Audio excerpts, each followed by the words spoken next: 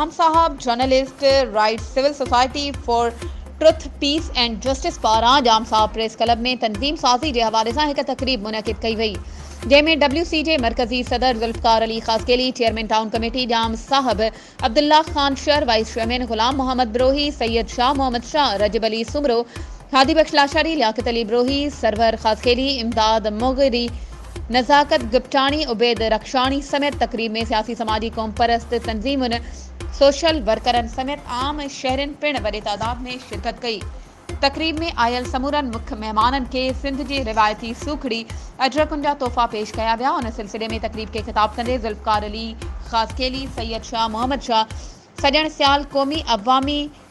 तहरीक जे अगवान नसीम पल, STP अगवान बाबर कीरियो, समाजी अगवान हुसैन बख्श डाहरी, अमीर बख्श चांडियो, रसूल बख्श शर, गुलाम शबीर शर, रज़ा मोहम्मद शर, गुलाम अब्बास शर ऐं ॿियनि चयो त JWC पारां 2 सालनि में रिकॉर्ड कम करे मुआशरे में मञता माणे वरिती आहे।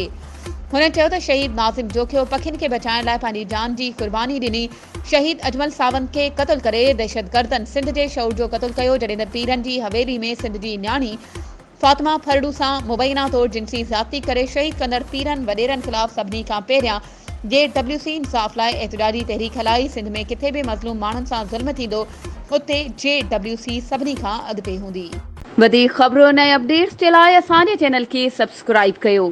ऐं हा, बेल आइकन खे प्रेस करणु न विसारिजो त जीअं असांजी हर नई अचण वारी वीडियो तव्हां ताईं पहुची सघे।